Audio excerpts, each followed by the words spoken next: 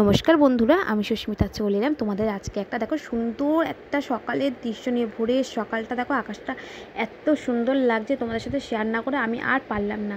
তা দেখো তোমাদের কেমন লাগছে একটু কমেন্ট করে জানিয়ে। তো দেখো পুরো দেখে মনে হচ্ছে না যে পুজো পুজো ভাব, পুজো কিন্তু আর বেশি দিন নেই, সত্যিই তাই, পুজো কিন্তু আর বেশি দিন দেরি নেই। আর আকাশটাও কিন্তু সেই রকমই দেখো সেজে উঠেছে, আকাশটা খুব সুন্দর।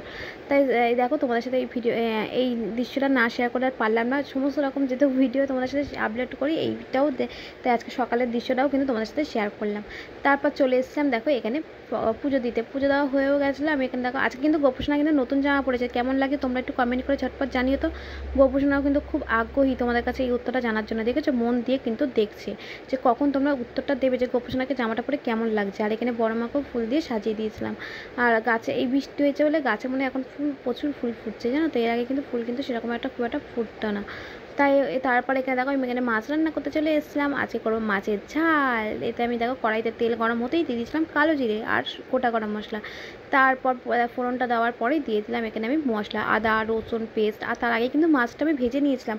ওই মাছ ভাজার তেলের মধ্যেই কিন্তু আমি কিন্তু আর কোনো তেল দিইনি, ওই তেলের মধ্যেই মশলাটাকে কষিয়ে নিচ্ছি। তাই এখানে আদা রসুন পেঁয়াজ যা কিছু টমেটো সমস্ত কিছু দিয়ে তারপরে এখানে একটু হলুদ গুঁড়ো, লঙ্কার গুঁড়ো, কাশ্মীর লঙ্কার গুঁড়ো সমস্ত কিছু স্বাদ মতো লবণ দিয়ে ভালো করে কষিয়ে নিচ্ছিলাম। আর আমি বারবারই একটু জল দিয়ে কষিয়ে নেওয়ার পর যখন অনেকটা তেল ছেড়ে দিয়েছিলো তখন আমি এখানে পরিমাণ মতো জল দিয়ে দিয়েছিলাম। আর এটা কোনো মাছের একদম ঝাল একদম, যেটা একদম যেহেতু আমি এটা ঝোল করব না তার জন্য দেখো একদম সামান্যই জল দিলাম। জলটা এইটা ফুটতেই ঝোলটা, তারপর আমি এখানে মাছগুলো যে আছে সেটা দিয়ে দেবো। আর মাছ আমি বেশি রাখিনি, কারণ ছেলে যেহেতু খাবে না, ওর জন্য আলাদা করে ডিম সিদ্ধই ওই জন্য করা হয়েছে। আর এইখানে দেখো আমি মাছের ঝোলটা দেখেছো একদম কিন্তু অল্প পরিমাণে দিয়েছি। এবার আমি মাছগুলো দিয়ে দিচ্ছি, সমস্ত ভেজে রাখা মাছগুলো। আর মাছের মাথাটা জানো তো, ইচ্ছা হচ্ছিলো যে মাছের মাথার ডাল করব, ইচ্ছা হচ্ছিলো, কিন্তু তারপর ভাবলাম যে সময় নেই। আর যেহেতু কালকেও করতে পারবো না, কালকে হচ্ছে ছেলের পরীক্ষা আছে, আর ওই পরীক্ষার সময় এইসব ঝামেলা করবো না, অনেকটা সময় লাগে। তা ওই জন্য আর ওকে তো সকালবেলা পরীক্ষা আগে একটু দেখাতেও হয়, তার জন্য আর বললাম দরকার নেই, এখন মাছের ঝালটাই করে ফেলি সব কিছু। তাই এরকম ফাইনালি কিন্তু মাছের ঝাল রেডি। তো কেমন হয়েছে মাছের ঝালটা তোমরা একটু কমেন্ট করে জানিও। তো আর তোমরাও কে কেমন করে মাছের ঝাল রান্না করো অবশ্যই কমেন্ট করে জানিও। তো আজকে লাঞ্চ বক্সটা দেখো কী সাজালাম। দেখো আজকে ছিল লাঞ্চে ভাত, এখানে দিয়েছিলাম লেবু, আর লেবু ছাড়া যেতে চলে না। আর এখানে ডালটাও দিয়ে দিলাম, আর মাছের ঝাল একদম সিম্পল করেছিলাম, বেশি কিছু রান্না করিনি। তো তোমাদের আজকে লাঞ্চটা কেমন লাগলো অবশ্যই কমেন্ট করে জানিও। আর তোমরাও কে কী লাঞ্চে রান্না করছো অবশ্যই সেটাও কমেন্ট করে জানিও।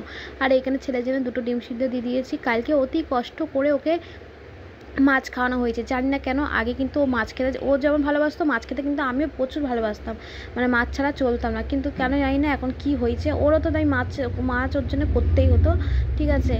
কিন্তু জানি না এখন কি হয়েছে, ও তো মাছ তো খেতেই চায় না, শুধু বলে আমি নিরামিষ খাবো। তাও ডিমটা ওকে রোজ দিই, ডিমটা, কিন্তু যেদিনকে মাছ করি ডিম দিই না। তাই কালকে মাছ করেছিলাম বলে ডিমটা দিইনি, দেখলাম যে না খেলো না। অতি কষ্ট করে একটুখানি মাছটা খাওয়ানো হয়েছিল, কিন্তু তারপর আর খেলো না। যাই হোক, তাই জন্য ডিম সিদ্ধ দিয়ে দিলাম। তা ফাইনালি লাঞ্চ বক্সটাও রেডি করে দিলাম। তো আজকে লাঞ্চটা কেমন হলো অবশ্যই কমেন্ট করে জানিও। আর আজকে একটু সময় পেয়েছি বলে একটু চা বিস্কুট নিয়ে বসে পড়েছি। তা ভিডিওটা এখানে শেষ করছি, দেখাবে নেক্সট ভিডিওতে। সবাই খুব ভালো থাকবেন, সুস্থ থাকবেন, আজকের মতো টাটা।